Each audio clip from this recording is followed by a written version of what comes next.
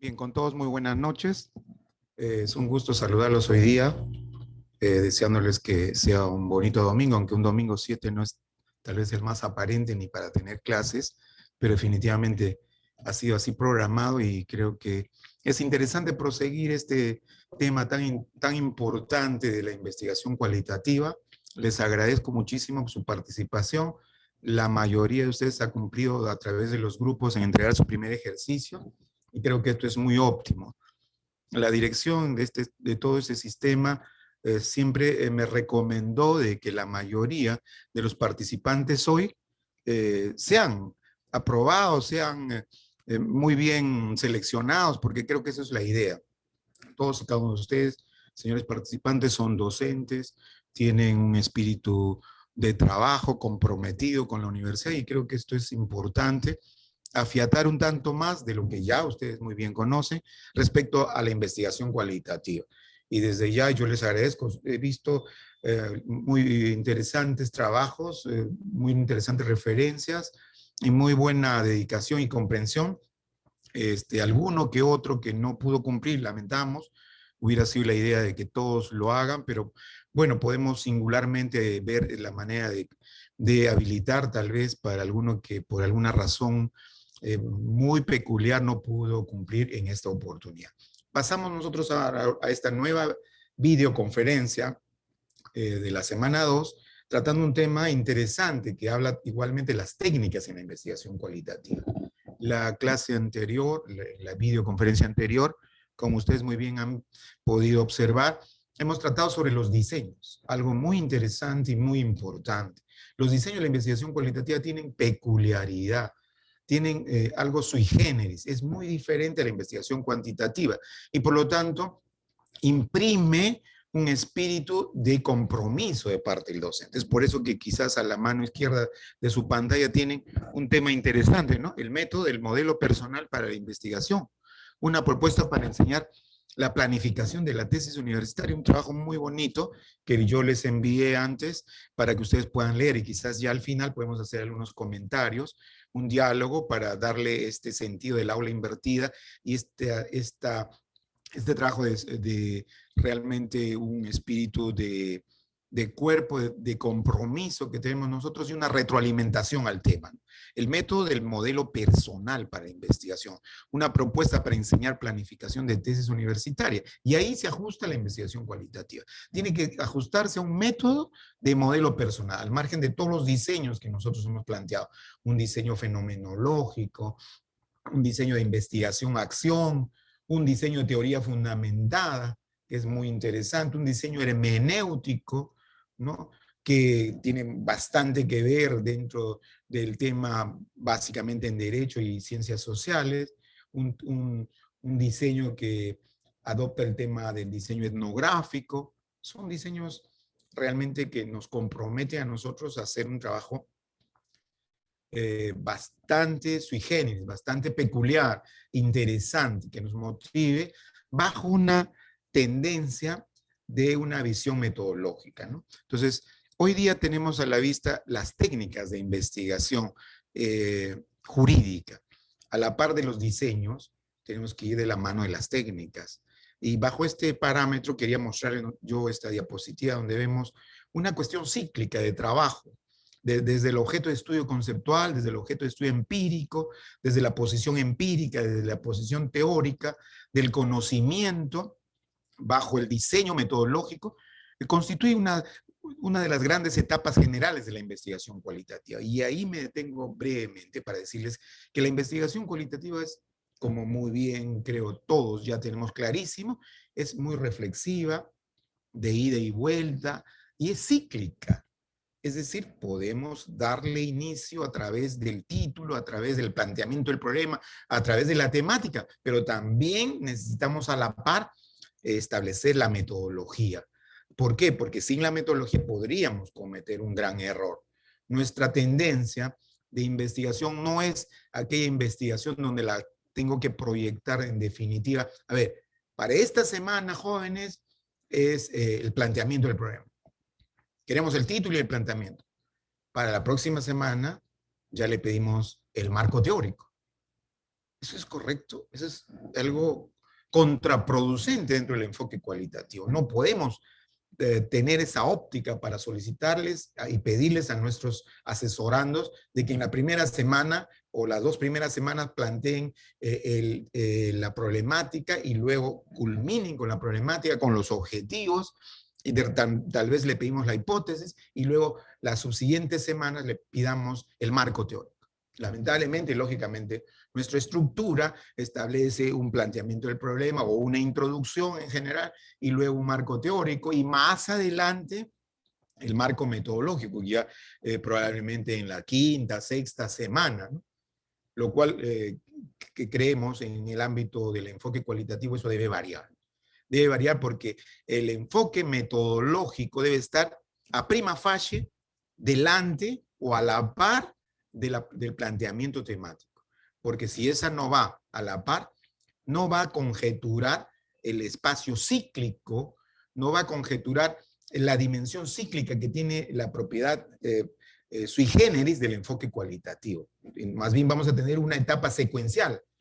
Introducción, marco teórico, marco metodológico y así sucesivamente, que vamos a ver tan igual como en el enfoque cuantitativo. Si bien el enfoque cuantitativo puede ser secuencial, pero el enfoque cualitativo de ninguna manera puede ser secuencial. Es cíclica, podría estar basada, como digo, en la parte teórica, como empírica, pero es cíclica. Y el diseño metodológico que hemos mostrado en la primera parte es fundamental. Es por eso que aquí tenemos que imprimir a la par de un modelo personal de investigación que debemos proponer a nuestros alumnos, en la cual lo tenemos que motivar, le tenemos que dar el conocimiento suficiente, le tenemos que brindar un espacio importante, así como dice acá la lectura, ¿no? de darles el reto de escoger un tema que propiamente esté motivado por parte del tesista, por parte del asesorado, y para que éste pueda desarrollar y evitar caer en continuos cambios. Entonces, la procrastinación, ¿qué es la procrastinación? Es justamente el hecho de posponer el título, posponer la problemática, decirle, oye, ese problema no va, a mí no me parece, estás tratando de un tema que ya ha sido visto, que ya en realidad existen demasiados estudios para ello, no va a esa hipótesis, vuelve a plantear, y entonces estamos generando ¿qué? Que no haya un elemento importante y se genere el caos. Y finalmente, ¿qué? Como dice la lectura, el abandono del esfuerzo ya iniciado.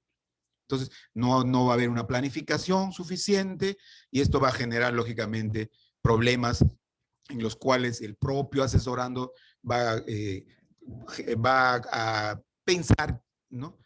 Que realmente no puede lograrlo. Y por lo tanto, más adelante va a pensar en inhabilitarse y como referíamos en la clase anterior, inclusive el asesor le dirá, mejor inhabilítate.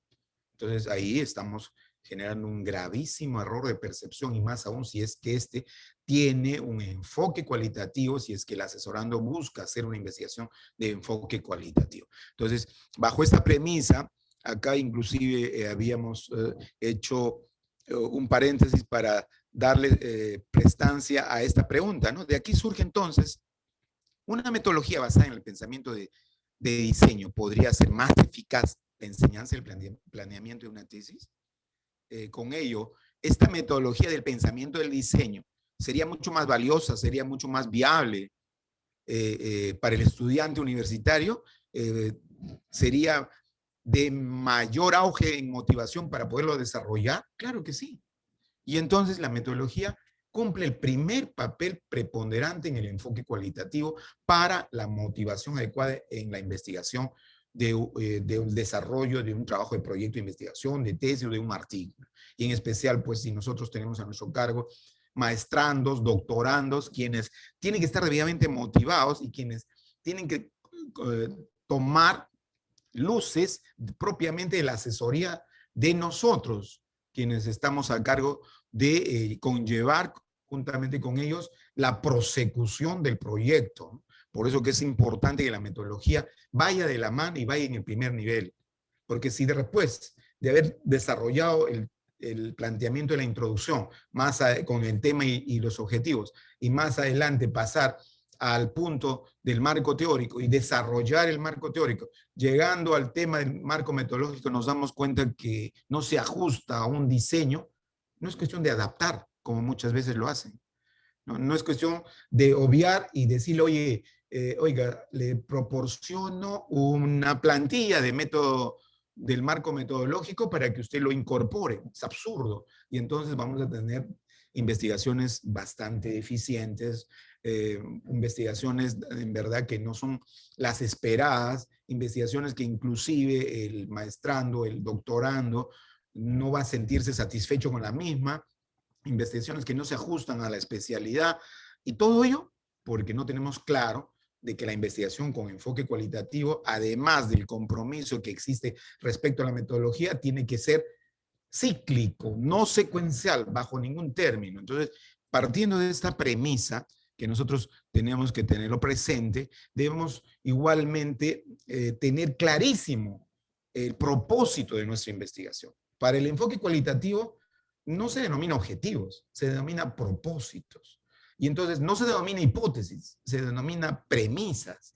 Y por lo tanto, hay que cambiar nuestro chip, nuestro criterio de pensamiento y plantear las cosas de la manera mucho más práctica, mucho más expeditiva, mucho más clara dentro de la interpretación, evitando falacias. Y acá podemos ver un pensamiento latino que dice, in claris not fit interpretatio. Eso viene incluso del derecho romano, en la cual se dice, cuando usted habla claro, no necesita ni siquiera interpretar, porque las cosas claras conllevan a situaciones evidentes, transparentes y que son pragmáticas, deducibles de una manera inmediata y no se requiere interpretar, deducir, establecer desde su secuencia, tratar de armonizar, nada de ello. O tal vez acomodar las falacias existentes. Entonces, in claris not fit interpretatio nos da una razón a que las cosas claras no requieren mayormente interpretación, que creo que ese es un tema también interesante y gravitante, ¿no? Que hay que tener presente, porque ahí vemos que en la investigación cualitativa que responde a cuestiones muy particulares, a un tema que no necesariamente puede ser focalizado, podemos encontrar una serie de unidades de estudio que pues antes lo conocíamos como variables y cada una tiene una cualidad. Entonces para ello voy a necesitar la categoría y categorización, que es un tema también interesante que lógicamente vamos a ver un tema bastante latente, ¿no? Bastante comprometido al respecto. Ahí veíamos una pregunta que dice, ¿y cuál es la diferencia entre secuencial y cíclico? Es que en la secuencial pues yo comienzo, en principio, con mi planteamiento del problema, segundo, mi marco teórico, tercero, mi marco metodológico, como dice mi protocolo. Pero en cíclico yo puedo comenzar por cualquiera, y en especial por cuál. Básicamente por mi metodología.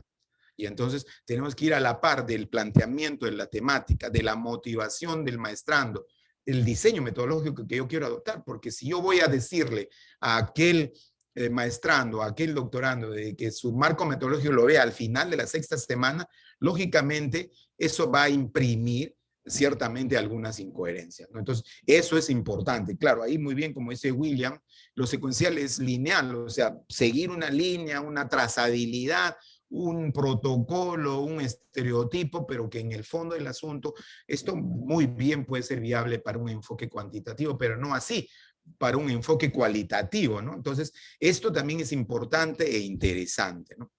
Básicamente, desde ese punto de vista, la principal característica de la investigación cualitativa, pues es esa tradición también argumentativa, comprensiva, interpretativa, filológica y también que tiene que ver importantemente con la manera como yo puedo observar la metodología íncita y necesaria que tengo que adoptar. Entonces, si yo tengo que comenzar la investigación, en principio tengo que adoptar una técnica de observación que viene a ser una observación sistémica. Podría tener yo una técnica de observación propiamente diádica. O sea, ¿qué quiere decir diádica? Cuando es parte de mi investigación, pero antes de sistemáticamente yo tengo que observar cuál sería la metodología íncita y necesaria para hacer la investigación. Eso es importante dentro de un estudio de investigación con enfoque cualitativo? Pues para hacer la primera etapa del planteamiento del tema de la investigación y la utilización de los paradigmas, el tipo de investigación que podría ser mucho más aparente, que podría ser empírica, teórica, teórico-empírico o aplicada, y tal vez ver la postura epistemológica, la pregunta importante, el verbo que yo debo utilizar, porque aquí tenemos que saber utilizar un verbo de significación, de comprensión, porque estamos hablando de un enfoque cualitativo. Y entonces ahí, viendo el propósito, la justificación, la premisa, esta va a tener una razón interesante, importante, desde la observación, o sea, cómo yo planteo esta observación. Esto es importante. Entonces, este diseño cíclico de ida y vuelta, reflexivo, es interesante, ¿no? A muchos quizás no nos agrade ver el tema cíclico y quizás debemos tener una rigurosidad lineal, pero eso al fin de cuentas no favorece a una adecuada investigación cualitativa, que dicho sea de paso, es un tema importante e interesante de aproximación temática en este rubro, ¿no? Entonces, para ello voy a tener que utilizar una teoría fundamentada o un diseño narrativo, un diseño fenomenológico o un diseño investigación-acción, un diseño etnográfico, que ya hemos visto en la sesión de la primera videoconferencia. Y bueno, ya tenemos, inclusive muy clarísimo, que he visto los trabajos donde los felicito, tienen una proyección bastante clara sobre el diseño a aplicarse y la visión de cómo hacer el enfoque cualitativo, pero estos diseños deben ir de la mano de proporcionarse en favor de la metodología a usar, ¿no? De la motivación intrínseca, de la motivación extrínseca, de la motivación autónoma, de la motivación controlada, de autodeterminación de nuestros maestrandos. Yo sugiero que esta lectura sea una lectura bastante analizada por ustedes, bastante reflexiva, que sea una lectura que debe proporcionarse al maestrando en el primer día de clases y hacer que ese maestrando se comprometa con la tesis. Y no que le diga, oiga, pues voy a procurar hacer la tesis, o bueno, yo no tengo tiempo, mire que tengo recargadas labores, que yo conozco el tema, pero de metodología no. Para mí ese es un gran problema, y entonces igual, sienta de todo lo dicho por el maestrando, sienta el mismo reflejo, espero, en el docente, porque el docente le dirá, este planteamiento de tema no va, este es un tema que no es trascendente, este es un tema que ya ha sido tratado por muchos. ¿Qué quiere cambiar? Si, por ejemplo, en derecho ya la ley está dicha, ¿qué es lo que quiere cambiar? Bueno, haga un estudio sistemático a lo más, pero esto no se presta. Bueno, y en todo caso, doctor, ¿qué tendría que hacer? Bueno, yo no soy el que investigo, usted tiene que proponer, yo no soy el que investigo, yo le asesoro, y entonces traiga su tema y veremos si es que resulta o no. Entonces ahí hay un gravísimo error de percepción, hay una falta de motivación intrínseca, extrínseca, autónoma, controlada, que al final, ¿qué sucede? Que al final lo desanima completamente a su asesorando y pues le va a presentar cualquier cosa menos una investigación sustanciosa, una investigación con enfoque cualitativo, una investigación que realmente amerite esa expectativa, y nosotros como universidad creo que queremos, ¿no? Nosotros como docentes queremos sentirnos muy contentos, que la investigación lleve su nombre y que la investigación pues tenga los elementos suficientes de la misma, ¿no? Y que no diga aquel jovencito que cuando van a hacer la revisión de la tesis diga, oiga, yo voy a firmar un documento en la cual no autorizo la publicación de mi tesis. Imagínense, ¿no? No autorizo. Y bueno, eso conlleva a una serie de procedimientos de verificación cuando toda tesis debe ser publicable. Toda tesis es eminentemente pública. Y si yo hago una investigación de puntos bajo la modalidad de consentimiento informado. Y ese consentimiento informado implica tomar las perspectivas suficientes y necesarias que cuando yo reviso, por ejemplo, un expediente judicial, o yo reviso de repente documentos que son bastante privados o que no son de materia pública, entonces yo tengo que evaluar esa temática. Entonces, acá hay un caso interesante e importante, ¿no? Entonces, por ese contexto, dentro de ese diseño, es interesante e importante dar esa reflexión de estos puntos de vista que nosotros presentamos.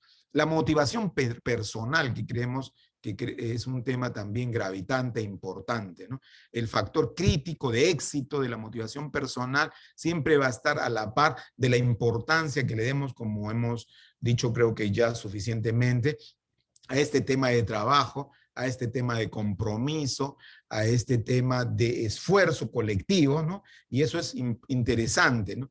Debe haber la inspiración, y quien debe difundir ese sentimiento de ímpetu y de inspiración debe ser el propio docente, ¿no? Cosa que el alumno se sienta bastante motivado, el maestrando, el doctorando, se sienta comprometido, energizado, con bastante, digamos, vocación de trabajo, y eso implique pues una decisión importante, ¿no? Una decisión basada en este esfuerzo interesante de trabajo. Bien, entonces acá nos detenemos un momento y podemos observar estas dos investigaciones, ¿no? De los dos PDFs que nosotros les hemos mostrado. Luego al final podemos hacer un diálogo para lograr un análisis de ida y vuelta entre nosotros, una retroalimentación, ¿no? Uno de ellos, que está establecido aquí como el método del modelo personal para la investigación, ¿no? Una propuesta para enseñar planificación de tesis universitaria de Edilberto Casado, muy interesante. Y por otro lado, ¿no? Un síndrome, el TMT, todo menos tesis, ¿no? Eso es un síndrome que se genera en la mayoría de los estudiantes, ¿no? En los cuales pues no quieren realmente hacer una tesis. Muchas veces llegan todavía a titulación en casos de obtener su título universitario, porque lamentablemente han hecho tesis y tesis y tesis y tesis y nunca han concluido. Nosotros tenemos la virtualidad, tenemos la expertise y tenemos la cualidad de que en nuestra universidad pues es un curso de proyecto y es un curso de desarrollo, y al finalizar vamos a aprobarlo, pero no vamos a aprobarlo ahí, tal vez muy sutilmente, sino debemos aprobarlo con todos los méritos, ¿no? Que suficientemente sean publicables y que el alumno, el maestrando, el doctorando, no le diga, oiga, no quiero la publicación de mi tesis, porque eso es algo que contiene algo de mérito, ¿no? Porque no puede ser que yo no pueda publicar mi tesis. ¿Por qué? Decir que ahí hay documentos los cuales no pueden ser publicados porque no tienen la autorización de consentimiento informado, no es correcto, porque se supone que eso ha sido parte de la metodología del procesamiento de la tesis, y por lo tanto esa no es un motivo suficiente.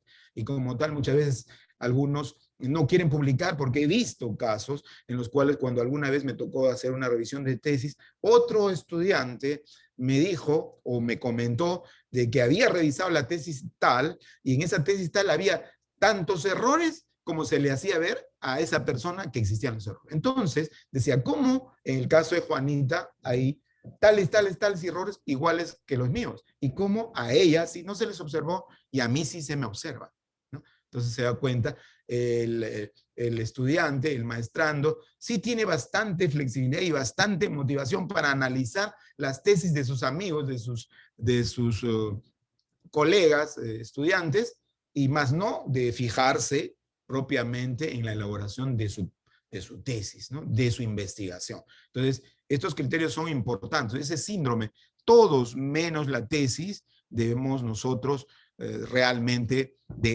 dejarle de lado, debemos nosotros evitarlo, ¿no? ¿Y cómo lo vamos a lograr?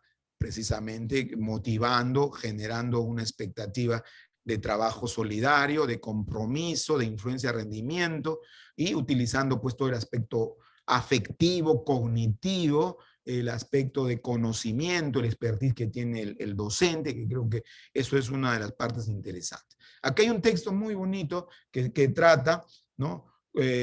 ¿Cómo podríamos decir? ¿Cómo hacer una tesis de derecho y no envejecer en el intento?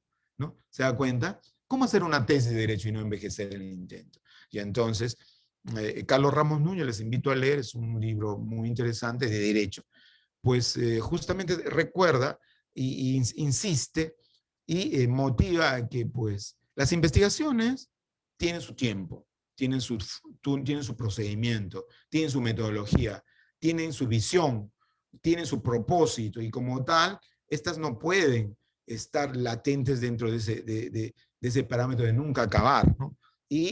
O tal vez no pueden estar inmersos en esa problemática de falta de definición del título, de falta de definición de la problemática, porque ahí es lo que se enfrasca más que en haber diseñado la metodología apropiada al tema. Y eso es importante e interesante relevar, ¿no? Entonces, ahí vemos que igualmente hay toda una tónica de conceptos importantes de motivación. Este es el MOPI, una motivación al proyecto de investigación, ¿no?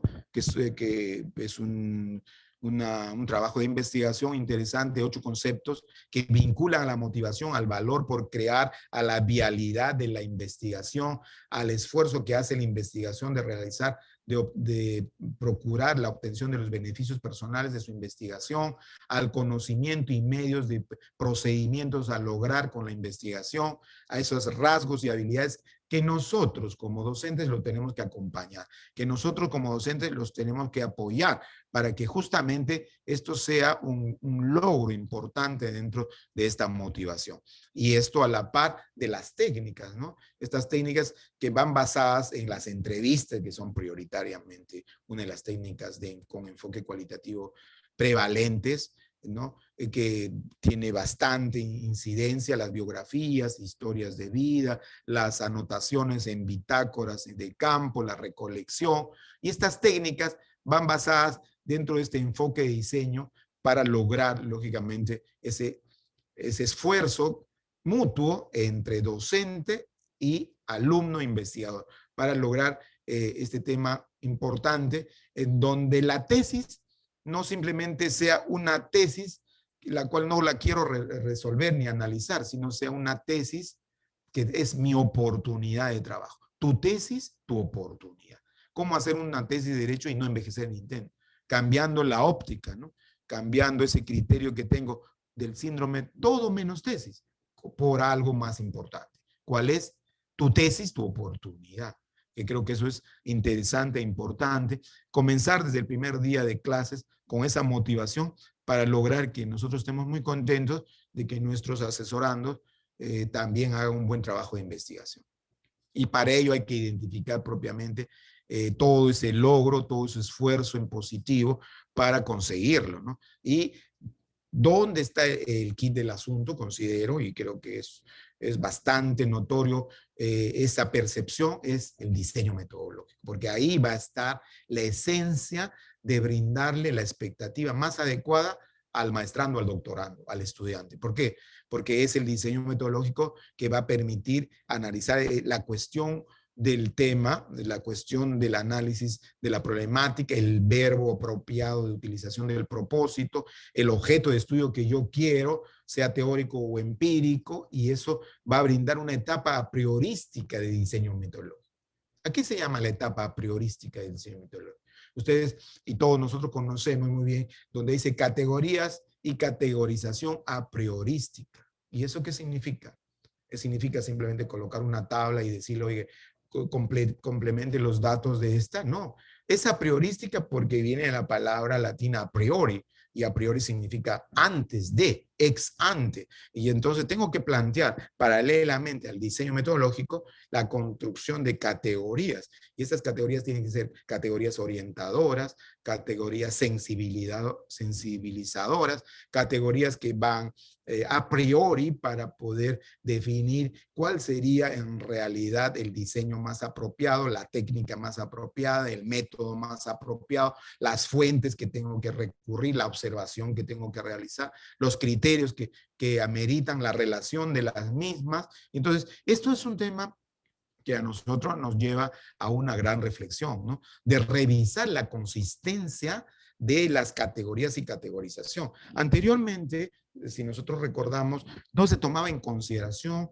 el tema de categoría y categorización. Hoy en día es prioritario en un enfoque cualitativo de observar las categorías y categorización a priorística, porque estas van de la mano con la definición del método, de la cuestión del enfoque temático, del problema, del propósito u objetivos y del objeto mismo del estudio que yo quiero y del objeto también igualmente empírico que yo busco, ¿no? Son cuestiones muy importantes que a la par de un tema cíclico, de ida y vuelta, de movimiento, de acción, de sucesos, de relación, de poder trabajar el tema tanto el temático propiamente del problema en relación con el asunto de la metodología, van de la mano, como muy bien lo decimos, ¿no? Y esto obedece, pues, lógicamente, a una comprensión de datos, a una confirmación de los mismos, a preguntas formuladas a raíz de la categorización ordenada, la categorización sugerida, ¿no? Y que esto va de la mano con el conocimiento y el expertise que tiene el docente, ¿no? Para lograr este tema. Y eso lo menciona igualmente en su libro Hernández Sampieri, ¿no?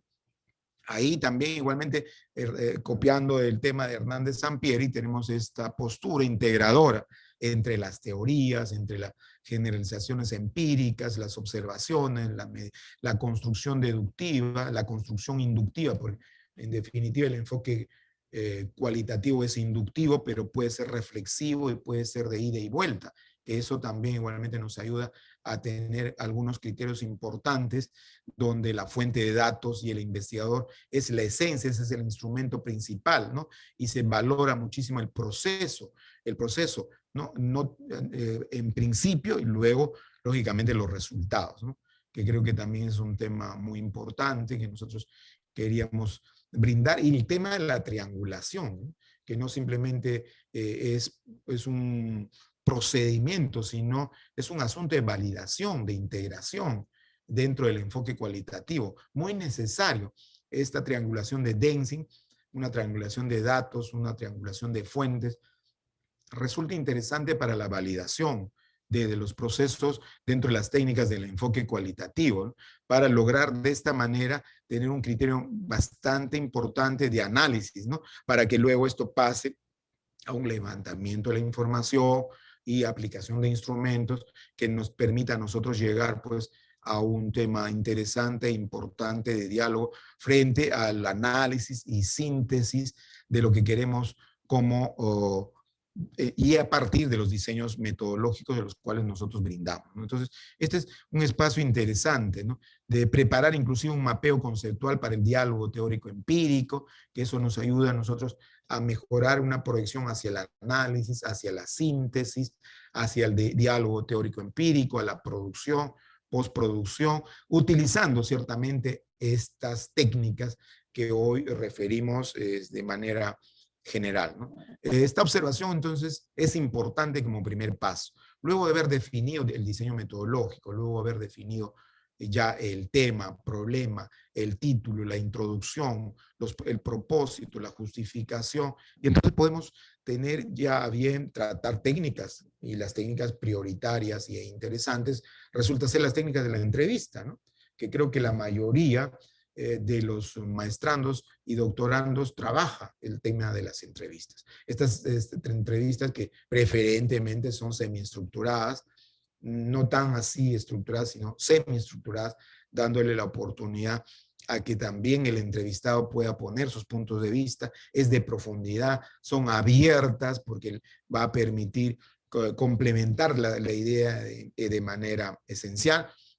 Estas entrevistas pueden ir de la par con el tema de la revisión documental, que es interesante también, el estudio de caso, como parte de triangulación de datos con la entrevista, un análisis comparado igualmente para poder reflexionar de la importancia que tiene esta comparativamente con otros, en especial cuando son de carácter exploratorio, cuando son temas los cuales no se ha tratado, ¿no?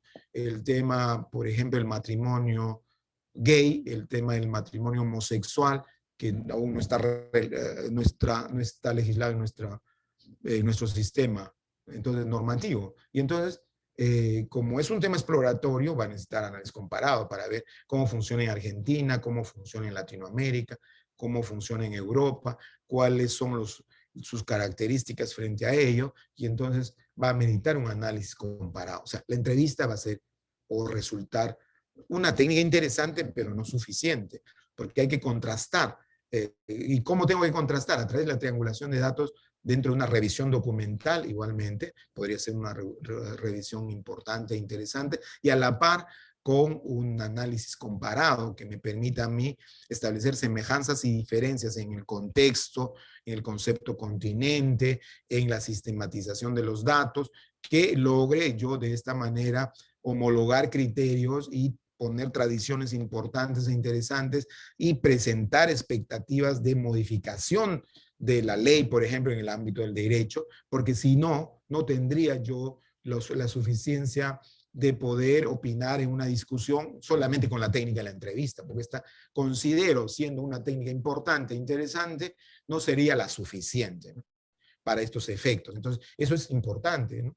Eso igualmente con las criptomonedas, por ejemplo, la evasión tributaria frente a las criptomonedas es un tema que aún no tiene la legislación íntegra en nuestro sistema, y eso va a ameritar pues hacer una revisión documental de posiciones, de textos, de fuentes que son extranjeras. Y estas fuentes nos van a servir a nosotros para poder elucubrar y poder contrastar a través de una triangulación, porque la triangulación, como reitero, ¿qué es? La triangulación viene a ser la validación.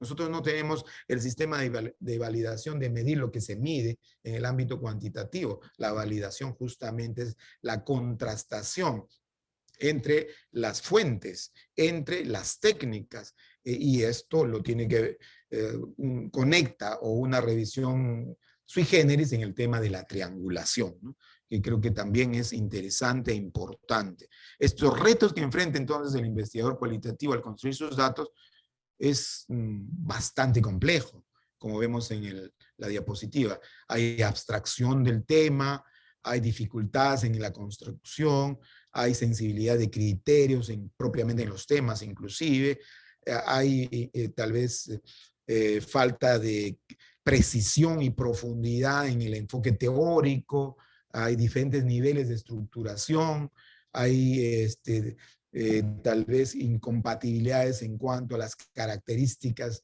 a las cuales yo quiero asumir, cuál sería la fenomenología, cuáles serían los recursos para la investigación, el expertise, la tecnología, los tiempos y plazos. O sea, son criterios bastante complicados en los cuales a través de la observación, en principio hemos podido determinar con el diseño metodológico, y ahora con la entrevista podríamos llegar a lograr esas expectativas. Entonces, ese análisis cualitativo, tal y conforme vemos acá en la pantalla, donde cita, por ejemplo, Escalante y Páramo, que es un proceso sistemático, riguroso, creativo, que consiste en clasificar, reducir, comparar y dar significados a los datos obtenidos, es interesante e importante tener presente. Una búsqueda sistemática, reflexiva de la información a través de las técnicas. Entonces, las técnicas nos dan justamente esta vialidad, esta movilización para poderlos aplicar en su acopio. Y esto nos va a inducir a lograr la definición de la problemática de la mejor manera bajo la observación de los criterios metodológicos que yo tengo, la temporalización en la cual se debe someter, la técnica la cual es más apropiada para el registro de datos, el escenario que yo quiero abordar con un enfoque de poder conseguir, digamos, en la mínima expresión, el enfoque mucho más adecuado, mucho más apropiado del tema, las técnicas que son propias para su análisis. Entonces, esto conlleva toda una planificación interesante, importante de técnicas. Ahí quizás me detengo para una reflexión, porque muchas veces nosotros, ¿no?, yo me incluyo, cuando soy docente, un tanto me distraigo cuando llego a la parte de análisis de campo, porque digo, bueno, proceda con sus entrevistas. Mire, señor docente, no tengo a quién entrevistar por el problema de la pandemia. Bueno, entonces vamos a recomendarle a un par de amigos que puedan hacer el análisis al respecto. Y entonces no le damos el expertise suficiente, no le motivamos al máximo el tema, Entonces, esto es importante, interesante, ¿no? Entonces, creo que yo ahí me podría detener, ¿no? Y estamos ampliando, gracias por su nota para poder ampliar y poder visualizar mejor. Y entonces ahí podemos ver este tema importante e interesante de los escenarios de planificación del proceso de observación. Yo creo que para nosotros eso es vital, ¿no? Eso es vital. Y entonces detenernos en el tema de técnicas. Decirle a nuestro asesorando que tenemos una variedad de técnicas, que decir a nuestro asesorando desde un primer momento, desde el diseño metodológico, que la técnica de entrevista sería muy importante y es una técnica vital dentro del enfoque cualitativo y debe ser de profundidad, debe ser abierta, debe ser semiestructurada, pero no es suficiente. ¿Por qué? Porque tengo que validar el esfuerzo de la técnica. ¿Y cómo la voy a validar? A través de la triangulación, que es nuestra validación. Y entonces, ¿con qué lo voy a triangular? Voy a triangular con otra técnica. Voy a contrastar con otra. Podría ser análisis de fuente documental, podría ser análisis comparado, podría análisis del estudio de caso, y entonces análisis inclusive, ¿no? de criterios interpretativos, y entonces eso me va a servir a la par de contrastar, digamos, si es una teoría fundamentada, con teorías, porque también puedo contrastar y triangular con el espacio teórico de teorías, si tengo teoría fundamentada y estudios de caso, eso me va a permitir darle la validación suficiente para que esa mi investigación sea contundente, sea de enfoque cualitativo validada, ¿no? Y no solamente validada por un expertise que propiamente nosotros hacemos la validación de los expertos que llamamos, que son los entrevistados. Por eso considero que es una validación bastante importante, pero no suficiente, ¿no? Que esos criterios habría que adoptarlos, habría que analizarlos, habría que dilucidarlos, ¿no? Entonces, ahí tenemos pues la entrevista como un eje. Yo acá en la diapositiva he tratado de mostrarles todas las probabilidades de las entrevistas, que podrían ser focalizadas, podrían ser sistemáticas, podrían ser libres, semiestructuradas, simultáneas, sucesivas, podrían ser en grupo, a través de los focus group, ¿no? Espontáneas. Entonces, los criterios son interesantes e importantes, porque no olvidemos que la técnica es desafiante e innovadora dentro del análisis del enfoque cualitativo y es relevante. Entonces, eso es lo que debemos tener como clara posición, ¿no? Dentro de la técnica, que debe ser desafiante e innovadora, que nos debe brindar ese espacio de análisis de campo interesante, ¿no? Que el entrevistar va a lograr que nuestros asesorandos puedan contrastar la información teórica dentro del diseño metodológico que se ha adoptado, si es que es teoría fundamentada, por ejemplo, para ver si es que corresponde o no esa posición a la cual es relevante o no dentro del análisis, ¿no? Pues preferentemente semiestructurada y combina preguntas cerradas y abiertas tal vez, que podrían tenerse el entrevistado también posibilidad de discurrir sobre el tema propuesto, que podríamos también tener condiciones fijadas por el investigador, tendríamos también entrevistas no estructuradas o abiertas. Entonces, son posicionamientos interesantes, ¿no? Estos posicionamientos interesantes nos ayudan a nosotros a establecer criterios importantes de trabajo. Entonces, ahí creo que tomando en consideración las entrevistas, vamos a considerar, ¿no? Un espacio de que es un método eminentemente de investigación bajo el enfoque cualitativo, ¿no? Que es un criterio face to face, ¿no? De cara a cara, de que va a permitir tal vez tomar la percepción del entrevistado, que es el propio investigador, que va a lograr a través del rol, ¿no? Las implicancias interesantes de la misma,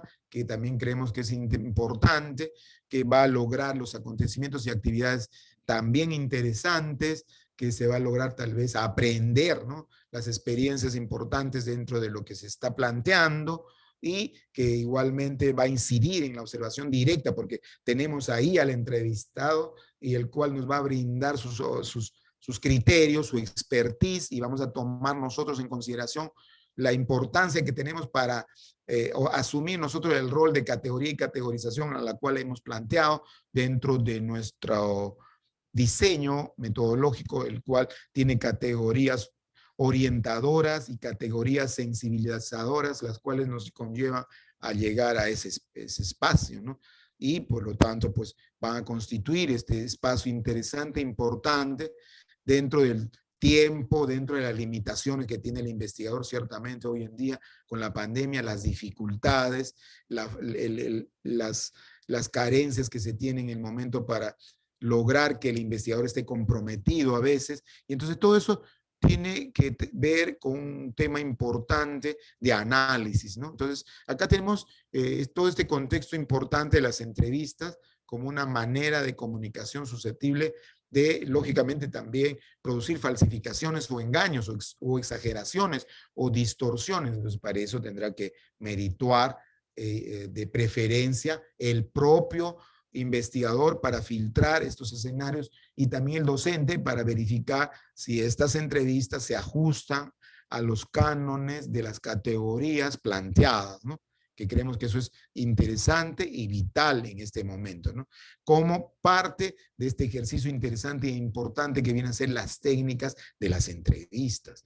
Entonces, acá hay un bagaje de temas que yo les he planteado como un expertise importante que va de la mano con la categoría y categorización a priorística, para establecer las categorías, las subcategorías y los ítems de preguntas que nos van a dar una prosecución de guía de entrevista de profundidad, guía de análisis documental, guía de observación. Es decir, tenemos que hacer este tema de categoría y categorización a priorística interesante e importante. Entonces, acá queremos detenernos brevemente porque hay preguntas y han levantado la mano para ver el tema de las entrevistas. Y tenemos este espacio a ver qué más podríamos comentar o solicitar tal vez algún comentario o comentarlo, ¿no?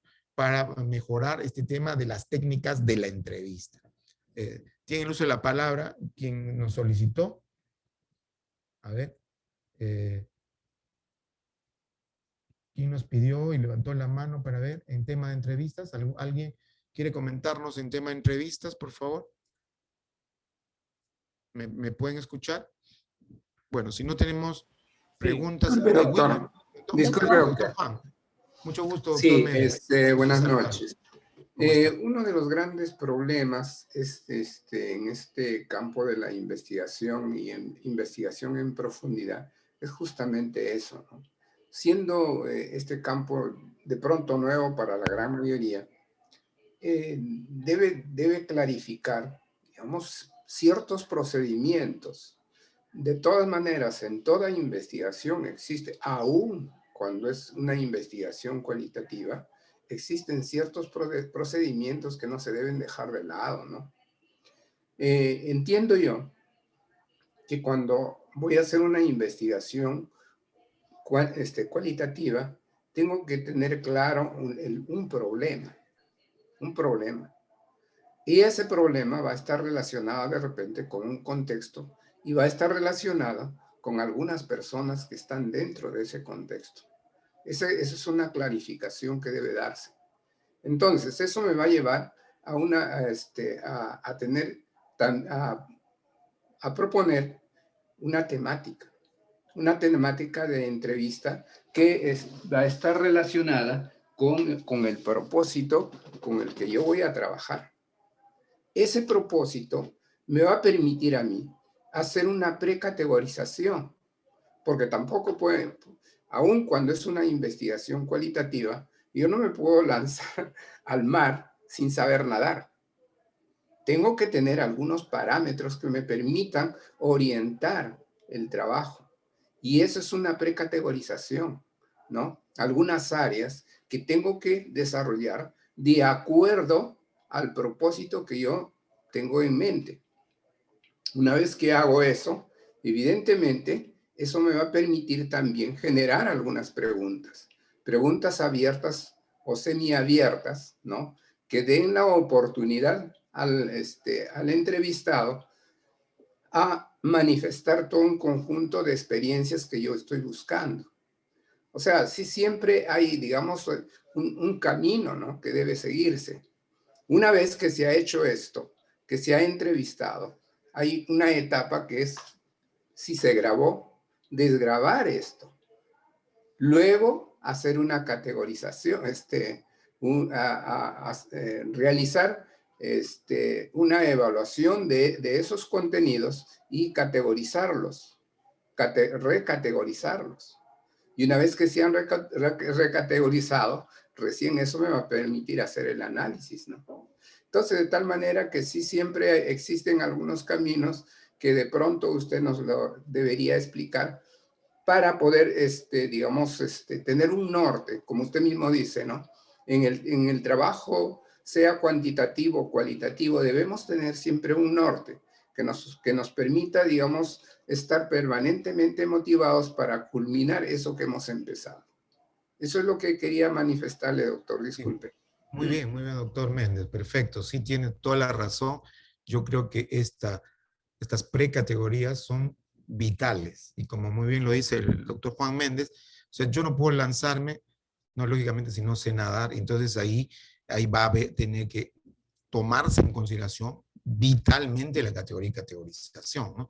Para tomar criterios de categorización, subcategorías, ítems de preguntas que van de la mano con el diseño metodológico que yo estoy planteando. Y eso es interesante e importante no obviarlo, porque he visto investigaciones en las cuales la categoría y categorización prácticamente son simplemente tablas colocadas ahí que no tienen criterios, y cuando usted le pregunta al joven o digamos al maestrando o doctorando, explíqueme su categoría y categorización, no la conoce. Entonces, si no la conoce, en qué situación usted se pone, ¿no? El doctor Méndez dirá, oiga, esta investigación está mal, porque si el investigador no sabe de su categoría y categorización, o sea, no sabe cómo construyó, no ha tenido el expertise suficiente. Entonces, luego dirá, bueno, es que lamentablemente mi profesor, porque eso siempre es el estilo, mi profesor me dio esta tabla y yo le coloqué, bueno, exactamente no tengo el expertise suficiente. Y eso no es lo conveniente. ¿Qué nos diría Beatriz, eh, la señorita Beatriz que está aquí, que levantó la mano? Sí, Si no, doctor, buenas noches. sí, Gracias, buenas noches. también estaba en duda, pero ya me queda claro los criterios, ¿no? De aplicación, de la ponderación, de la forma de aplicación y por último de la interpretación. Doctor, yo quería, por favor, si usted podría aclararme, tengo una duda.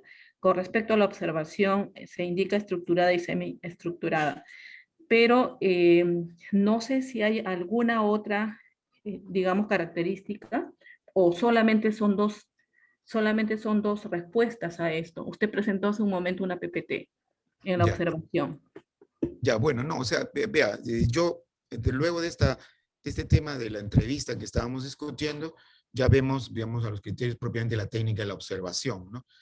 Diádica, o sea, la observación propiamente como una técnica dentro del procedimiento. Pero hay criterios de tener en consideración, en síntesis, la observación al inicio de la investigación para poder determinar, como muy bien lo decía el doctor Méndez, los criterios o el camino para poder entender con claridad cuál sería el tema, cuál es el problema en sí, con la claridad suficiente, y cuáles serían los diseños metodológicos que tengo que adoptar. Entonces, esa observación sistémica tiene que ser una observación realizada conjunta entre el asesorado y el asesorando, ¿no? O sea, ambos, el asesor y el asesorado, porque ambos tienen que construir esos criterios.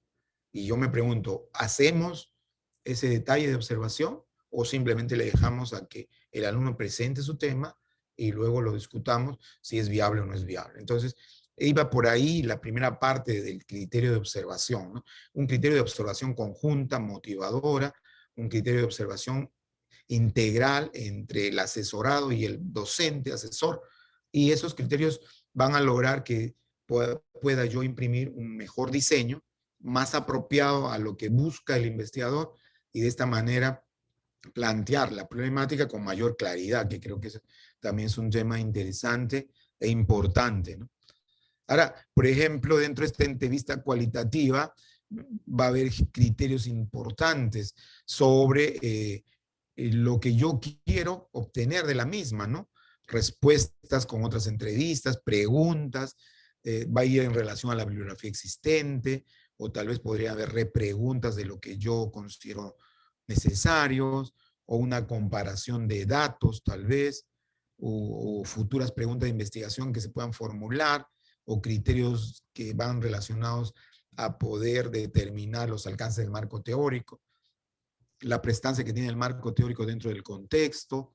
Entonces, son criterios importantes que son parte de la entrevista, ¿no? Como una técnica. Y de ahí vamos a obtener ventajas, ¿no? Que nos permite a nosotros darle mayor utilidad a este sistema, de poder observar directamente de los informantes los criterios obtenidos, de darle información suficiente dentro del contexto sobre los antecedentes, el tema de que el investigador ejerza diferentes grados de control, que también es importante, ¿no? Y triangular, reflexionar sobre lo que nosotros queremos, y de esta manera lograr una instancia reflexiva, interesante, que nos amerite y nos dé luces de que la técnica de entrevista ha sido bastante útil, ¿no? La construcción de la entrevista ha tomado en consideración un nivel de estructuración suficiente, los temas tratados han sido interesantes e importantes, e igualmente el lenguaje utilizado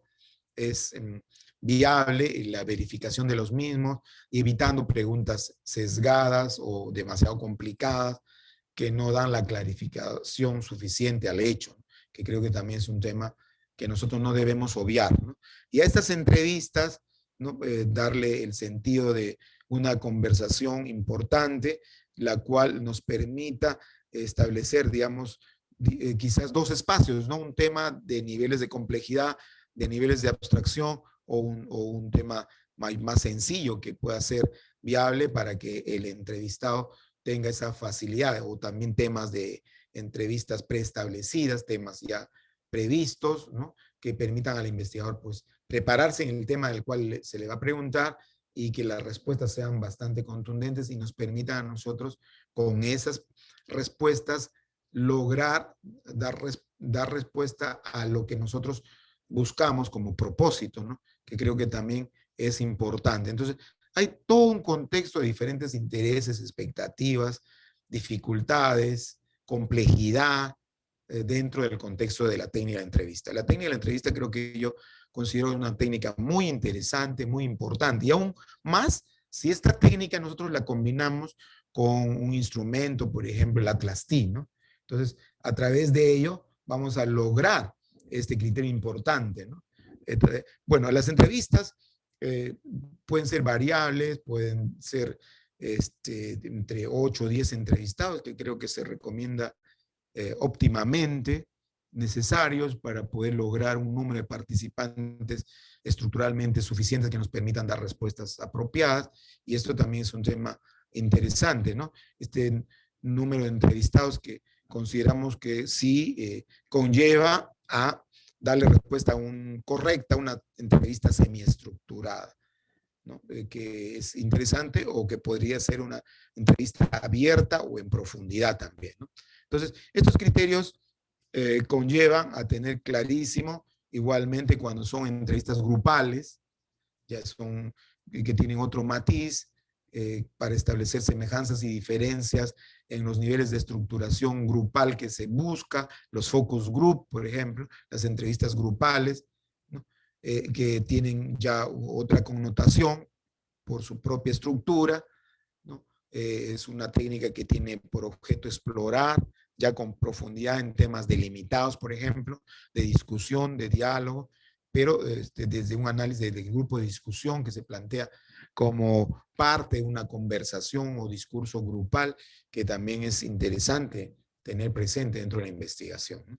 Y conlleva a ello, pues lógicamente, a establecer si el focus group me otorga más fortalezas, me otorga mejores criterios de dilucidación entre el diálogo y el debate propiamente establecido en el grupo, ¿no? Y no se convierta simplemente en una participación más, sino que el focus group me brinde a mí un espacio interesante de diálogo. Y creo que también esto es con natural e importante dentro de la entrevista. O sea, planear este grupo enfocado dentro del focus group es uno de los escenarios importantes desde el análisis del discurso.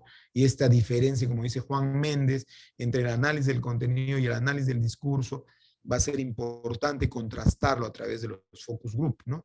Eso para nosotros sí conlleva un detalle interesante de las preguntas que se puedan formular en la misma, ¿no?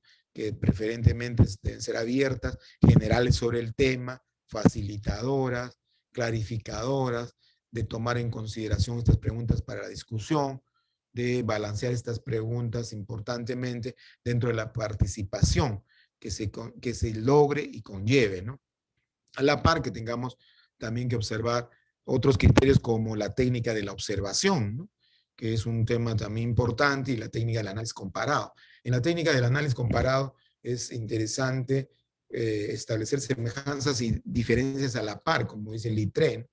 O sea, comparar significa hacer semejanzas y diferencias simultáneas dentro de un contexto establecido, dentro de una sistemática prevista, dentro de un punto de análisis específico, normativo y totalmente identificado, ¿no? Y esto va a lograr pues, que se tenga una proporción importante de datos que me permita un análisis simplemente exploratorio cuando no exista un contraste suficiente en el país para, por ejemplo, en temas normativos, lograr que a través del análisis comparado las experiencias de otros países que nos permitan a nosotros establecer si es o no conveniente las modificaciones legislativas para darle mejor vialidad a la solución de conflictos, porque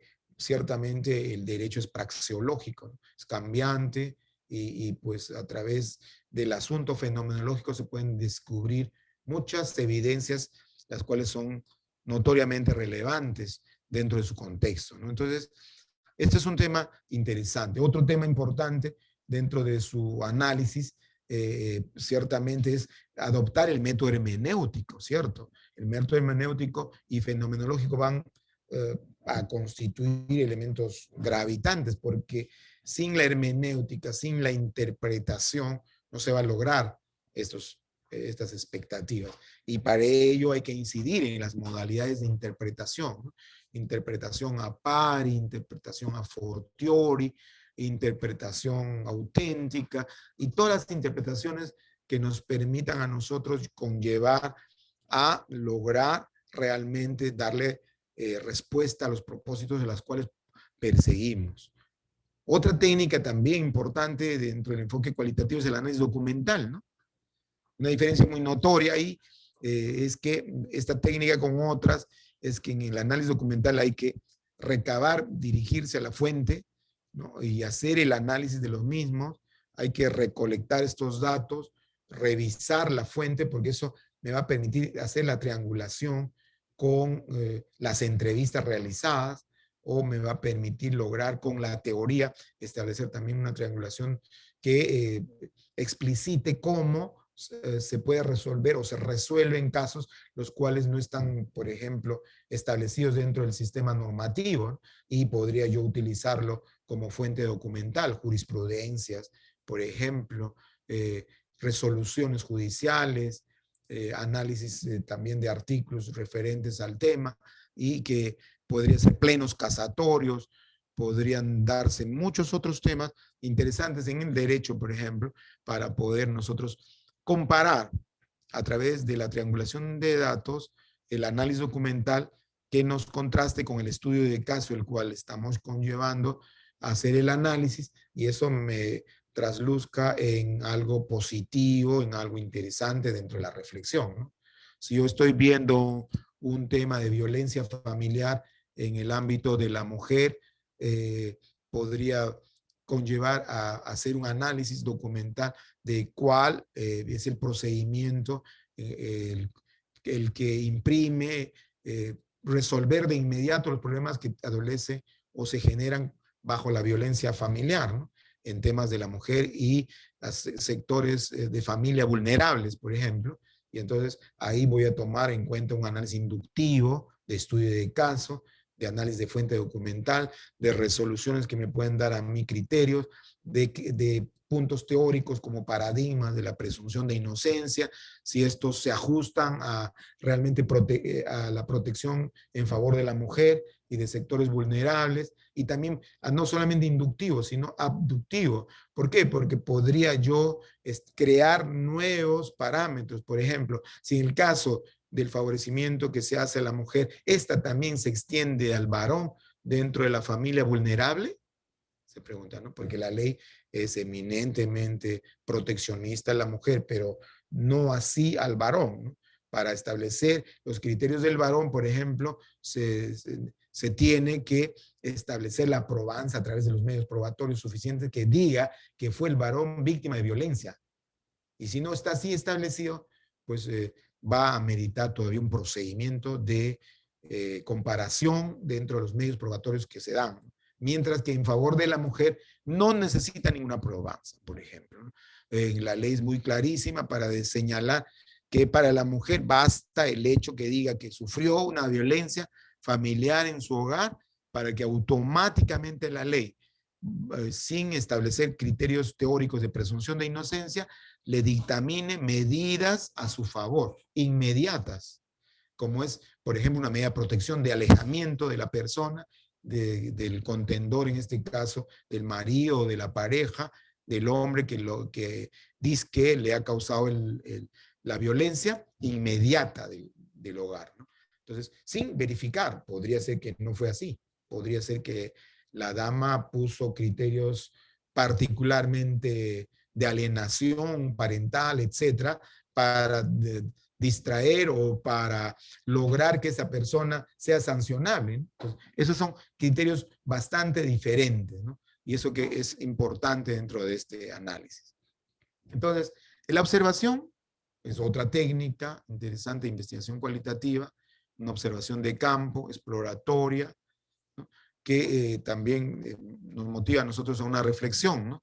Que va de la mano de analizar el nivel de estructuración, el rol del investigador, el cual se tiene, la participación de dentro del criterio propiamente de la técnica, si es observación participante, el rol del observador, o es observación pura, no participa en el evento. Entonces, son criterios que están normados, se toman como parte de los criterios de estructuración, que puede ser abierto, semiestructurado o estructurado, y que estos también dentro de la estructuración de la observación tienen criterios participantes o muy estructurados también dentro de este análisis de las técnicas, ¿no? Que implica el observar como técnica. Generar un registro de experiencias, por ejemplo, importantemente de primera mano, implica también tener presente todas las sensaciones que se producen de los sentidos, cómo se percibe el asunto, que también es otro tema interesante e importante, el filtrado de los marcos interpretativos del investigador, que también es un criterio importante, ¿no? Es un proceso filtrado entre los marcos interpretativos, un proceso selectivo, de aprender haciendo, por ejemplo, de elaborar una nota de campo, de tener la técnica formalizadora, que también es un criterio importante a tener presente, ¿no?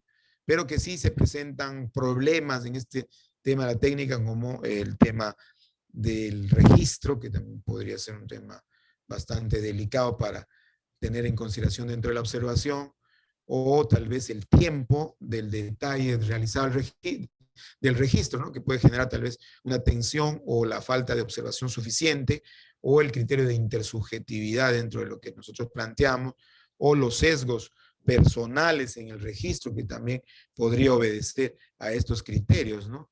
Estos criterios que en realidad son tal vez problemáticos dentro del fondo que se tiene respecto a la técnica, ¿no? Observar implica elaborar notas importantes de campo. Observar significa registrar tanto el lenguaje verbal como el no verbal, que es importante. Implica igualmente hacer presencia de las interacciones que podemos nosotros percibir dentro del tema de la observación, ¿no? Los criterios que van a ayudar, lógicamente, van a ser temas interesantes de uso de materiales que puedan complementar al estudio, que también consideramos importante, ¿no? Y el registro, que sí para nosotros guarda importancia por la forma como nosotros podíamos proceder al registro, ¿no? Bajo temas metodológicos, tema de interpretación podría ser, o el contexto, digamos, de notas ampliadas, el tema de elaboración de notas dentro de la descripción, el lenguaje, el cual se ha adoptado dentro de las notas, que también nos otorga a nosotros criterios importantes e irrelevantes dentro de este tema, de seguir pensando en construir evidencias, de seguir pensando en construir temas de observación que vaya de la mano y que refleje todo este registro de las cosas que se han percibido y las cosas que no ocurrieron igualmente, ¿no? Para que de esta manera tengamos que poder clasificar y catalogar. Y creo que ahí va de la mano también un instrumento importante que es el Atlas TI, ¿no? Para estos fines, para lograr pues medir bajo categorías, como muy bien lo decía el profesor Juan Méndez, los criterios categóricos que nos van a permitir a nosotros la evaluación dentro del Atlas TI suficiente, y que eso va a imprimir ciertamente un espacio importante de captación de datos cuyas técnicas para nosotros sean muy relevantes, ¿no? Cuyas técnicas nos sirvan dentro del propósito que tenemos dentro de la investigación. Es por eso que el mundo de la investigación con enfoque cualitativo es bastante más extenso, podría decir, frente al ámbito cuantitativo, ¿no? Que tiene una trazabilidad un tanto mucho más directa, en menor tiempo y con cuestiones explícitamente dentro de un soporte que se brindan, ¿no? Entonces, por lo tanto, estos criterios de también filtrar adjetivos, adverbios, es importante poner en consideración, ¿no? Que creo y considero importante, ¿no? Recomendaciones como es el lenguaje, que debe ser descriptivo, posible, fácil, el registro de todos los actores, que también es importante, las tendencias, las citas exactas, el tema de preferente de confidencialidad y anonimato para evitar sesgos en el tema de la interpretación, los eventos que deben tener una secuencia de lo que ocurrió, cuáles fueron. Es interesante, ¿no? Y adoptar estos tipos de notas para tener un conjunto ordenado y útil de esfuerzos respecto a los recursos y propósitos proporcionados, que también creo yo es importante. Entonces, este mix de técnicas, que son técnicas prioritariamente básicas e importantes dentro del enfoque cualitativo a considerar, preferentemente, por ejemplo, la entrevista, la observación, el análisis de fuente documental, el estudio de caso, el análisis comparado. Estas técnicas deben ir trianguladas, deben compararse entre los datos provenientes, ¿no? Debe utilizarse estos criterios de observación y análisis para contrastarlos con teorías, con metodología, con fuentes tanto de índole de fuentes que vayan referidas a análisis de fuente documental o análisis comparado, por ejemplo. Entonces, esta triangulación es interesante, ¿no? Debemos innovar, debemos ubicar dentro de la investigación, ciertamente que sí. Debemos propiciar la triangulación de datos dentro de nuestra investigación, sí, porque esta combinación de métodos de abordaje, tanto teóricos, tanto de técnicas, va a permitirnos a nosotros llegar a un mejor nivel de consistencia. Y ese mejor nivel de consistencia nos conlleva a nosotros establecer pues una mejor forma de tomar la validez de la investigación. O sea, validar esta investigación, como lo dice Alport, ¿no? Entonces, esta triangulación que Denzing trabajó bastante, es un tema de enfoque cualitativo, considero, ¿no? Y dentro del expertise que tienen cada uno de ustedes, señores participantes, docentes, a quien tengo mucho gusto de dirigirle la palabra el día de hoy. Considero que esta triangulación debe ser una triangulación la cual debe insertarse siempre en una investigación con enfoque cualitativo.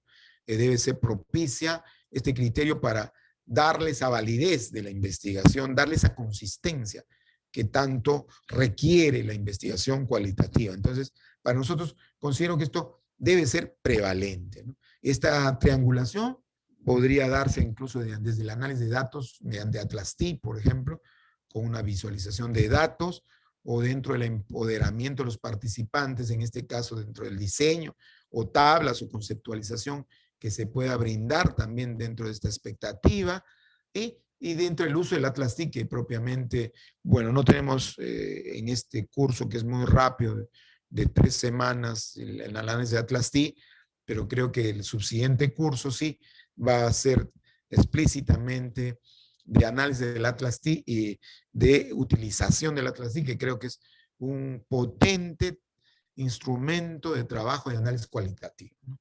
Entonces, ahí vamos a categorizar, vamos a darle cuerpo a muchos temas de textos, gráficos, audios, videos, ¿no? Que nos van a servir a nosotros para, de una manera sofisticada, de una manera propiamente sistemática, estructural, científica, con herramientas, con organización, podamos reensamblar, ¿no? El tema creativo y sistemático de lo que perseguimos, ¿no? Ahí, por ejemplo, vemos un texto donde hemos citado, hemos recitado, hemos marcado, hemos categorizado, ¿no? Como parte del espacio creativo orgánico, o sea, de organizarnos, de codificarlo y hacer el análisis de significación, ¿no? Ese es un tema interesante dentro del enfoque cualitativo que quizás igualmente en muchas de las investigaciones de nuestros maestrandos y doctorandos debemos incidir en ella, en especial cuando se tiene una entrevista, porque eso nos va a dar mejores niveles de aproximación en su significación, un nivel de utilización a través de un instrumento muy interesante e importante de análisis cualitativo que constituye este ejercicio con el Atlas-T, ¿no? De establecer citas, códigos, grupos de códigos, memos, redes, ¿no? Un tema importante de citas desde el ámbito del texto que se quiere representar, ¿no? Un tema de identificación de signos y palabras a través de códigos o indicadores, un tema de categorías sensibilizadoras de grupos de códigos, un tema de interpretación, que también es importante, un tema de redes, ¿no? Que nos van a marcar ciertamente la contribución ¿a qué? A que la pregunta de investigación vaya de la mano con las categorías principales, ordenadoras y sensibilizadoras que hablamos a un inicio, con nuestras técnicas de instrumentos de recolección de datos, que también ya lo hemos referido hoy, y con nuestras técnicas de análisis e interpretación que demos a la información.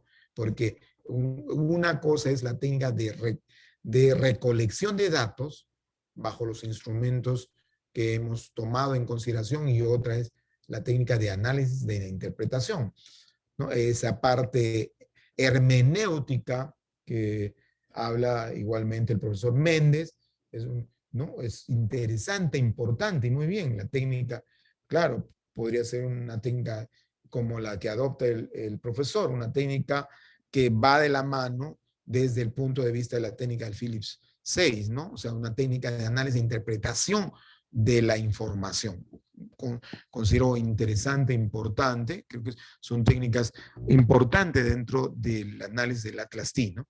Que simplemente les esbozamos hoy con pinceladas, pero que sí es importante, ¿no? Porque nos ilustra a nosotros, nos retroalimenta en el tema interesante de la categoría, de la estructuración, de la contrastación, de la teorización, que va de la mano con fases, ¿no? Operativas del Atlas-T, fases de codificación, fases de análisis, fases de interpretación, y esto va a ayudarnos a descubrir los temas importantes, a codificar esas reuniones y a relativizarlas. ¿Cómo? Interpretando todos esos datos recogidos. Y esa interpretación va a reflejar pues, en los resultados y discusión de la investigación que yo realizo.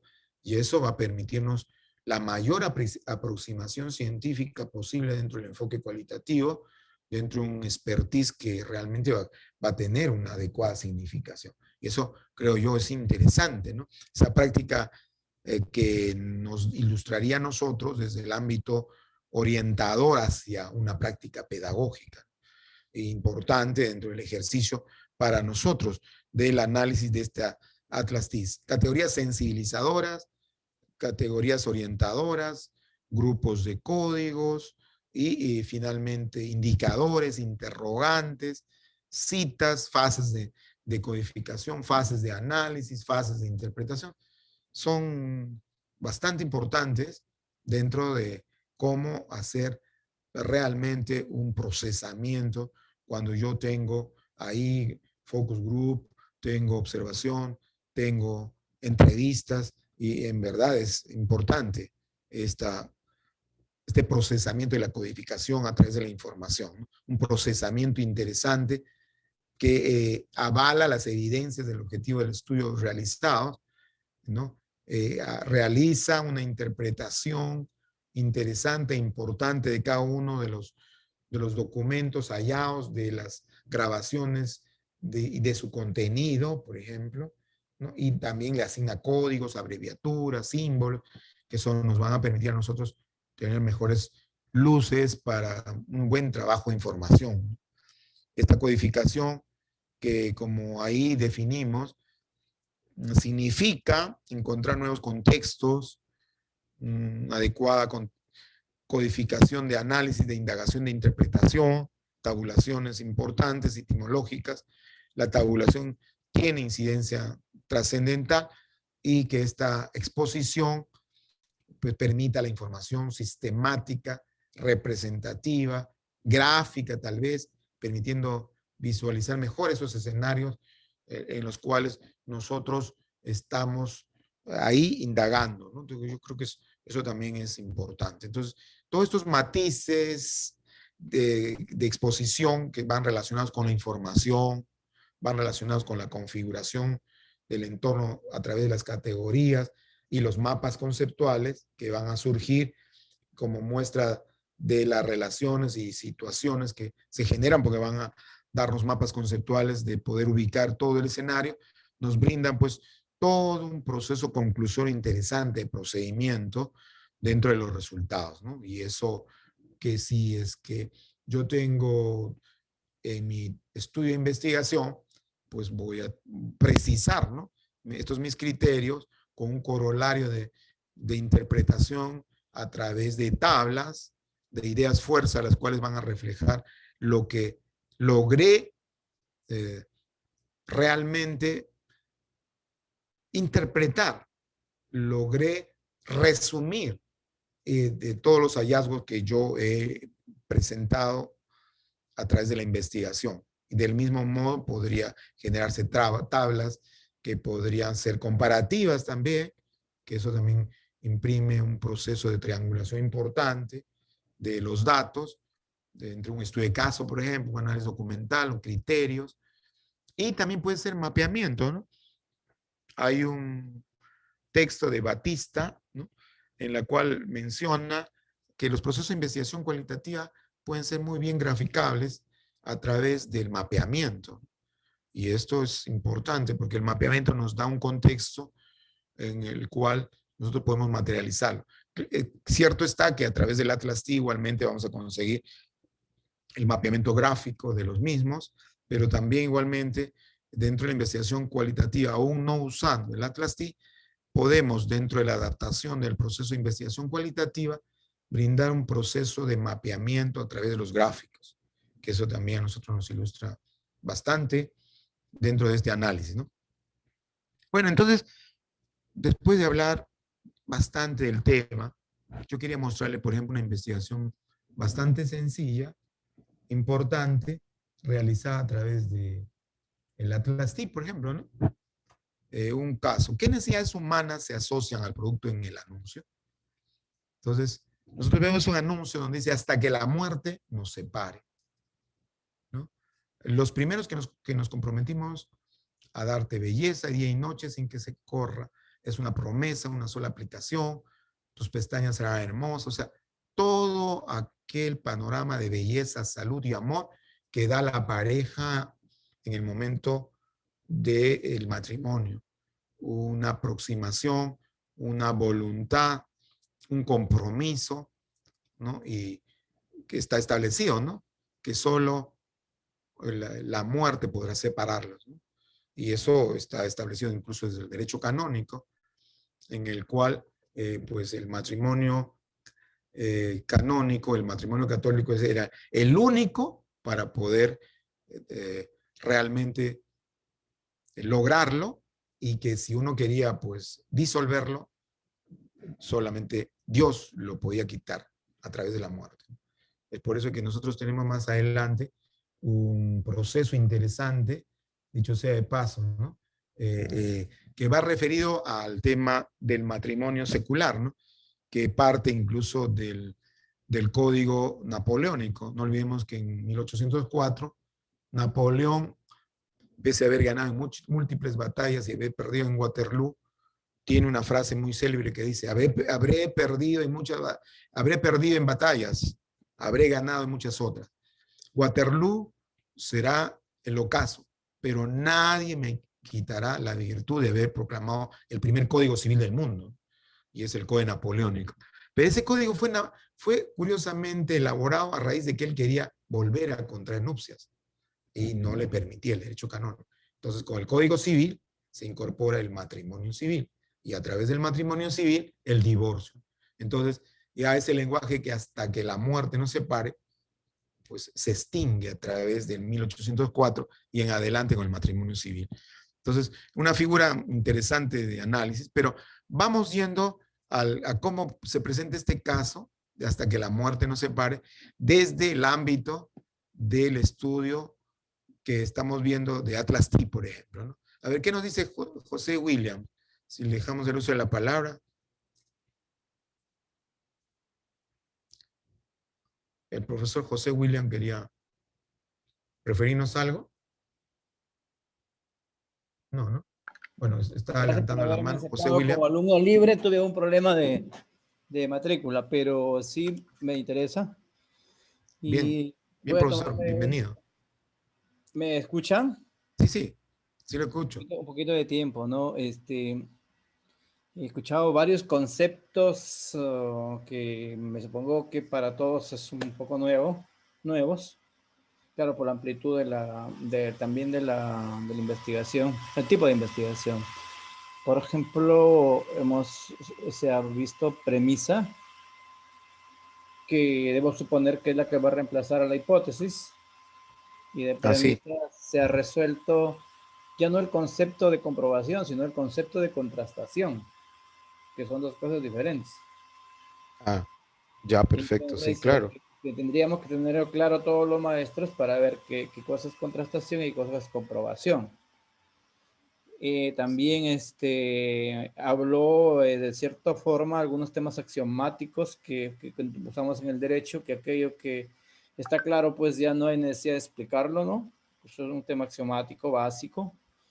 Entonces, pero también es importante que para mí fue importante también cuando se habla de, por ejemplo, de complementariedad de métodos o de paradigmas metodológicos. Lo que rompe la investigación cualitativa es pues lo que se llama pues la exclusividad de la matematización de la investigación, ¿no? Entonces, no, aquí no vamos mucho a la matemática, puede ser justo en algún momento, pero no es lo fundamental, básicamente por lo que estamos viendo. Así que varios de lo que estamos acostumbrados a hacer investigaciones cuantitativas, nos vamos a ver un poco de repente sorprendidos en que ¿a dónde pongo la estadística y a dónde pongo las matemáticas? ¿No? Aquí solo es posible cuando permite hacer esa triangulación o esa complementariedad. Un compañero que es Juan Méndez preguntó respecto a una diferencia sobre el tema de qué cosa es un análisis de contenido y un análisis de discurso, ¿no? Que también tiene una significación importante aquí. Yo había visto que, bueno, en el análisis tenemos análisis de textos y contenido básicamente escritos, pero también tenemos análisis de discursos verbales, ¿no? El discurso, por ejemplo, del presidente Reagan, el discurso de tal persona, y que estos no es, tienen dos cosas diferentes, uno al hablar y el otro es escribir, y que es importante contextualizarlos para poder entenderlos, ¿no? Cuándo se dijeron y por qué razones se dijeron, como usted también se lo ha dicho. Lo que también me queda un poco con duda, no sé si o es que estoy equivocado, es que no hay forma de confundir interpretación con hermenéutica. O sea, son dos cosas distintas. Para mí, pertenecen a dos paradigmas distintos, porque en el mundo social, el tema o el paradigma hermenéutico básicamente está relacionado con los sistemas de relaciones sociales legítimamente reguladas, ¿no? Y el tema básico del paradigma interpretativo está relacionado directamente con el complejo del mundo subjetivo propio de la vivencia de cada grupo, de cada sociedad que se quiere investigar. Entonces, esos temitas no me quedaron muy claros, que me parece que son fundamentales más allá de lo que los compañeros han dicho, la metodología, las premisas, que son también importantes, pero ahí tengo yo algunas dudas, ¿no? Gracias. Bien, gracias. Bien, entonces, antes vamos a completar este casito, gracias. Y queríamos ver cómo funciona este caso, por ejemplo, con una aproximación del Atlas T, ¿no? Entonces, si nosotros tenemos esto, hay criterios descriptivos, interpretativos y también de patrones explicativos que hay que tener en consideración para hacer una evaluación del contexto por el cual una pareja, por ejemplo, quiere adoptar matrimonio, ¿no? Bien, entonces, de las palabras, como habíamos señalado, puede establecerse diferentes sentimientos, diferentes criterios categóricos de percepción, de visión, tal vez de compromiso y otros, ¿no? Como es salud, belleza, duración, seguridad, confort, de sentimiento dentro del amor, de la clase social, del poder, del estatus. O sea, todo eso es perceptible, imagínense, poder ubicarlos en criterios y eso permite, pues, establecer categorías, ¿no? Establecer categorías que van desde el ámbito de la descripción, de la explicación etiquetada y de los patrones, ¿no? Que se pueden hacer a través de códigos. Y de ahí pasamos a algo importante, ¿no? A seguir trabajando e identificando estos como tales dentro del procedimiento del Atlas T, como criterios diferentes, que todos ellos imprimen ciertamente un análisis, ¿no? Así, bajo esta simple deducción, y podemos ya advertir explicaciones, ¿no? Como es el confort, el matrimonio, la religión, por ejemplo, la calidad de vida, el amor, la salud, la belleza, el poder, el estatus, ¿no? Quizás también el tema de la ciencia dentro de la virtualidad, de la legalidad en el matrimonio y de la seguridad también dentro de sus instituciones, de su protección que se da dentro del ordenamiento del derecho de familia y otros, ¿no? Entonces todo esto nos refleja quizás ya en especial una identificación sui generis grupal, focalizado a través de la sistematización y planificación respecto a un mapeamiento que se logra, a una interactuación o actuando intergrupos, interfaces de retroalimentación que nos permite ya a nosotros poner algunas premisas, ¿no? Se ofrece un producto de calidad, el producto se encuentra fuertemente asociado, el producto garantiza la salud, el producto se encuentra fuertemente asociado al amor. Es decir, podemos nosotros ya establecer algunos escenarios interesantes del mismo y a una redacción que nos va a lograr conseguir después de esta evaluación, ¿no? Entonces, son criterios de un simple ejemplo que parte de un matrimonio o de una intención matrimonial o de un propósito de alguien que dice, bueno, que quiero contraer matrimonio, ¿no? Y que busca tener la preservación del mismo como un instituto, entonces ya va logrando al final que se conlleve a una redacción sintáctica, ¿no? Y esta redacción sintáctica le va a permitir, lógicamente, ya a poder redactar, porque hay que saber establecer una redacción, y eso es importante, ¿no? Entonces, ¿qué necesidades humanas se asocian al producto en el anuncio?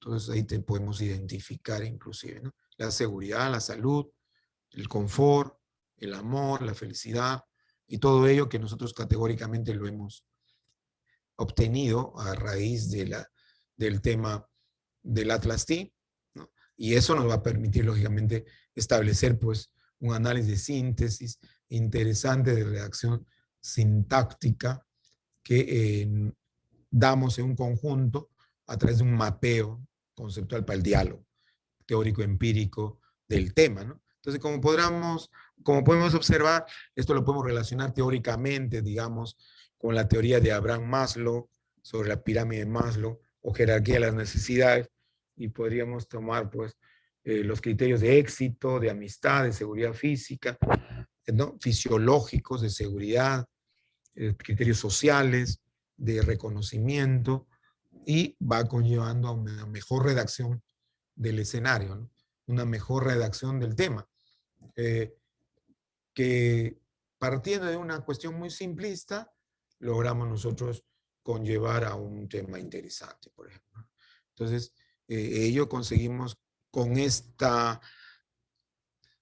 soporte de instrumento potente que viene a ser el Atlas T, ¿no? Para poder descifrar, categorizar todo lo que viene a ser el procesamiento de las técnicas, tanto de entrevistas como de observación, ¿no? Entonces, esos temas que yo he tenido a bien tenerlos acá presentes dentro de mi redacción sintáctica, puedo relacionarlo teóricamente con la aproximación que yo hice, ¿no? Y podría relacionarlo con, por ejemplo, la teoría de Abraham Maslow respecto al tema fisiológico, de respirar, de alimentarse, de salud, de descansar, etcétera, y confort. También podría ser el tema de seguridad dentro del ámbito de seguridad establecido entre las prioridades de la pirámide establecida, la pertinencia social, el reconocimiento social, y así sucesivamente podría obtener yo la aceptación afectiva, por ejemplo, como estima, el criterio de la felicidad y el amor dentro de la autorrealización como un criterio suprasocial en el ámbito del eje de la pirámide, y esto me va a llevar pues a un análisis propiamente de observación inductiva, inclusive abductiva de la realidad, ¿no? Que parte de lo particular hacia lo general, ¿no? Y ahí justamente teníamos una definición de abducción, que es un razonamiento que parte del latín abductio y habla sobre el razonamiento de la descripción. Y esto es interesante e importante porque nos da criterios y luces para un mejor análisis de entender esos fenómenos y buscar una regla que operativice y genere inclusive una nueva hipótesis, una hipótesis emergente, una premisa emergente, podríamos llamar mejor, ¿no? Del asunto, o sea, algo más al tema, algo que surge emergentemente como una nueva premisa del análisis crítico que es abductivo, partiendo de la parte inductiva, de investigación cualitativa. Entonces, esos criterios son, como podemos observar, criterios interesantes que nos dan una reflexión importante de utilizar estos instrumentos, porque estos instrumentos nos van a permitir a nosotros darle mayor garantía, mayor criterio en el tema de elaboración de mi enfoque cualitativo cuando desarrollo y proceso las técnicas, ¿no? En especial la entrevista, en especial la observación. Entonces, acá hay puntos interesantes, ¿no? Inclusive, es importante dentro del focus group, dentro de la observación, de la entrevista, la mayéutica, ¿no? Como el arte de escuchar, para preguntar. Entonces, es un método técnica que consiste en hacer las preguntas apropiadas, con tal de guiar a una persona para que reflexione y sea capaz de encontrar, digamos, ese escenario en el cual nosotros perseguimos. En especial, ¿no? Con bastante utilización en los focus group, el tema de la mayéutica, que va a la par con el tema propiamente del análisis de la dialéctica, ¿no? Este tema de la mayéutica, ahí justamente lo comentábamos, que es una creación de Sócrates, desde el origen etimológico de la palabra, y es un tema que tiene una significación como de dar a luz una verdad latente en la mente, ¿no? Y eso es interesante, ayudar a que estos criterios de comunicación verbal incidan en lograr deshacer una debilidad y protagonizar o potenciar una destreza. ¿Para qué? Para lograr a través de la mayéutica el mejor esclarecimiento, la pregunta más apropiada que permita el discernimiento exacto de la reflexión que yo busco y pretendo con mi investigación. Entonces, son temas muy bonitos, muy interesantes. Yo sé que hay mucho que hablar, mucho que dialogar por este tema de las técnicas. Es un tema muy trascendental el aportar criterios sobre las técnicas, los métodos que van de la mano con estas, y esto va de la mano con criterios de trabajo relacionados a la teoría, a la empiricidad y a los tipos de la realidad que se presenta, que finalmente pues tienen que ver también con el consentimiento informado, ¿no? La reciprocidad, la construcción de participantes en el estudio, el comportamiento en el campo, la dinámica. Y ese tema del consentimiento informado es importante, ¿no? Cabe mencionar aquí dentro del consentimiento informado que este requerimiento dentro de la evaluación del procesamiento de los entrevistados y dentro de la obtención de análisis de fuente documental es gravitante. ¿Por qué? Pues si nosotros no tenemos en consideración el consentimiento informado, podríamos generar más adelante una serie de daños que se generen a partir del mismo, ¿no? Y procesos, inclusive judiciales, por falta de consentimiento informado, a raíz de temas propiamente civiles, como una indemnización por daño, por responsabilidad extracontractual subjetiva, por falta de consentimiento informado. Entonces, siempre al investigador, tanto a nuestro maestrando, doctorando, alumno y el asesor, debe tener bastante cuidado en el tema del uso de los materiales y las fuentes, de el análisis de fuentes documentales, y que éstas tengan criterios de consentimiento informado o que sean de carácter público, ¿no? Por ejemplo, resoluciones que ya han sido publicadas, pero no sí utilizar procedimientos en giro, como podrían tener carácter de reservado, o análisis que están en tela de juicio o en criterio de evaluación, o tal vez en proceso de investigación, que lógicamente esto generaría que si no se cuenta con el consentimiento informado, sería pasible de indemnización. ¿Y qué es la indemnización? Es el traslado del costo del daño. Es decir, como eso ha generado un costo, ese costo se lo trasladan ustedes. Y eso hay que evitar, pues esto va a generar indemnizaciones por daños y perjuicios, esto va a generar indemnizaciones por responsabilidad civil extracontractual. Es decir, inclusive no es necesario que exista un documento de consentimiento informado. Se supone que yo tengo que tomar los criterios suficientes de dilucidación y de clarificación en cuanto a documentación para evitar incurrir en tomar documentos que tienen categoría de privado o categoría selectiva de análisis en juicio o categoría aún en proceso de investigación, porque si aún ni siquiera hubiera depurado o teniendo un documento de selección de consentimiento, esta vulneraría un derecho fundamental, va a generar una indemnización. Y eso hay que tener en cuidado, ¿no? Porque va a generar una indemnización por vulneración a un elemento de un derecho fundamental que viene a ser el derecho a reserva del consentimiento informado, al derecho de reserva de la documentación de fuentes. Y eso implicaría, pues, estar inmerso en indemnizaciones, en resarcimientos y otros procesos.